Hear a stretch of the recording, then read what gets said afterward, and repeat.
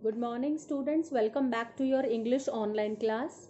My dear children, as you know that we have already started our chapter 3, that is phrases and clauses.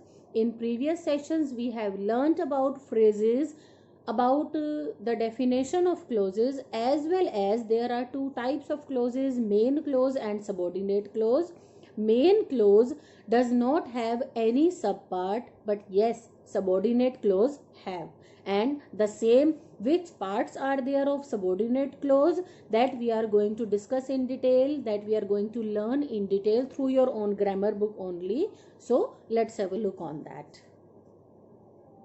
Yes, children, as I have already told you, clauses are divided into two parts: main clause, which is called a principal clause; subordinate clause, dependent clause.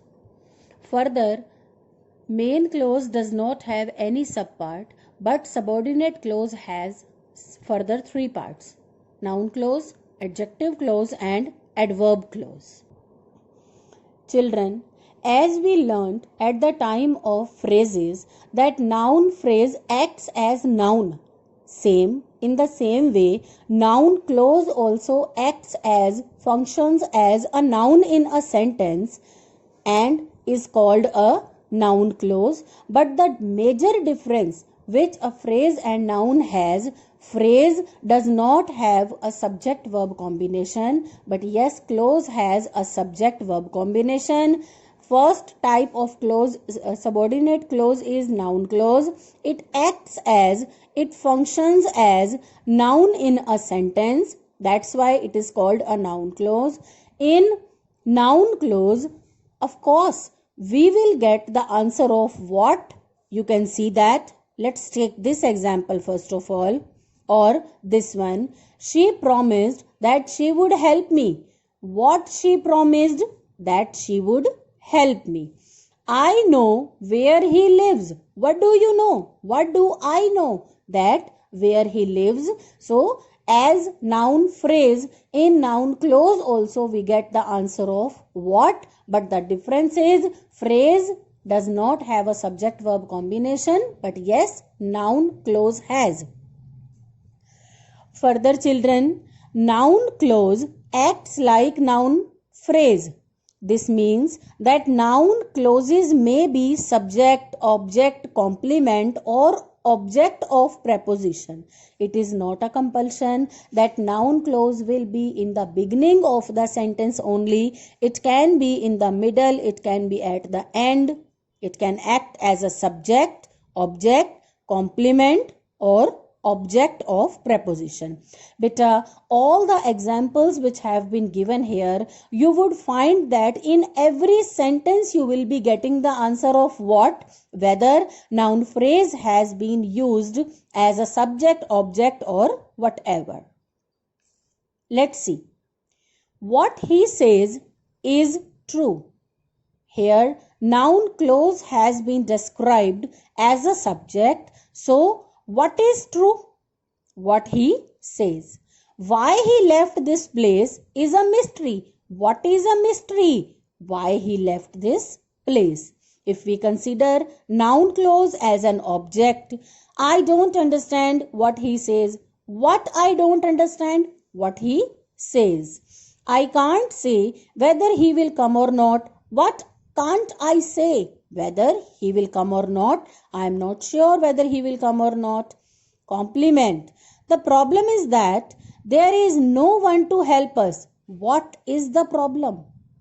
The question is how we should solve this problem. What is the question? That how we should solve this problem. So beta, in entire noun clause, we will get a group of words which has noun plus modifier.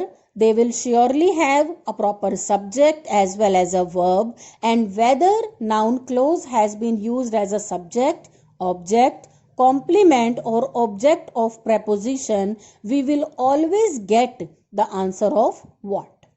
Object of preposition. You should pay attention to what I say. I was not aware of. What I was not aware of?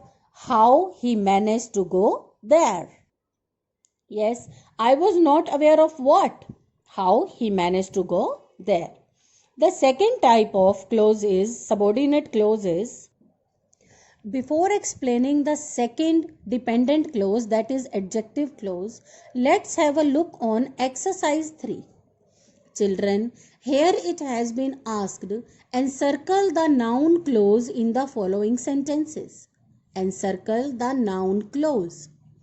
She often wondered how Ravi could pass. She often wondered. What she wondered? How Ravi could pass. So this how Ravi could pass is our noun clause. Let's see another. I am afraid that she will never return. I am afraid of what? I am afraid that she will never return. So here in this first sentence, she often wondered. Wondered about what? How Ravi could pass. This is noun phrase. Here I am afraid of what? That she will never return. So in these two sentences, these underlined portion is noun clause. Further exercise 3, you can try yourself. Now let's talk about adjective clause. Better look at the first sentence. She is a very beautiful girl. Here, girl is noun and very beautiful has been used. Girl is noun. Describing words are very beautiful, but it does not have any subject, any verb. So obviously it is adjective phrase. Let's look at this example. She is a girl who is very beautiful. It has a subject as well as a verb. So it is adjective clause. We cannot call very beautiful a clause, but yes, it is a clause because it has a subject and verb combination. Always remember, children, that it is usually introduced by a relative pronoun in which you will get these words: who, whose, which, that, and relative adverbs when, where, and why. Adjective clause is always introduced by relative pronouns and it is called relative clause also. Adjective clause is called relative clause also. Children, as we know that adjectives are describing words, they always describe a noun. Here we are talking about adjective clause, so definitely adjective plus modifying words will be there to describe noun. Look at the example, as I have already told you that adjective clauses acts as an adjective in a sentence and they are usually introduced by relative pronoun who, whose, which, that. Look at the example. This is the book which or that he has brought. Here which and that are relative pronoun and about book. Book is a noun here and the book has been described. So this is adjective clause. Next sentence. I met a friend. Friend is noun here. With a relative pronoun it has been described and this is our whose father is a pilot is adjective clause here. Children, to understand it in a better way, look at exercise 4. In exercise 4, we are supposed to underline the adjective clause in the following sentences. The very first sentence is, the girls who do such things are stupid. Here, girl is noun.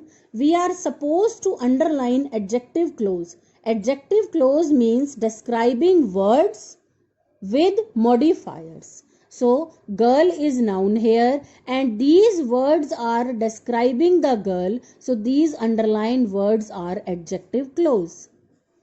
The boy whom I met yesterday lent me a book. The boy, I am talking about which boy? Whom I met yesterday. So, similarly, here boy noun has been described. So, describing words plus modifiers means whom I met yesterday is describing words. And in noun clause, as we come to know about the answer of what, in adjective clause we will be getting the answers of which, who, etc. So children, on the basis of today's video, you can easily go through with the explanation part of subordinate clause, and you can try exercise 3 and 4 by your own, and definitely doubts will be taken further when we will have a Zoom meeting. Thank you.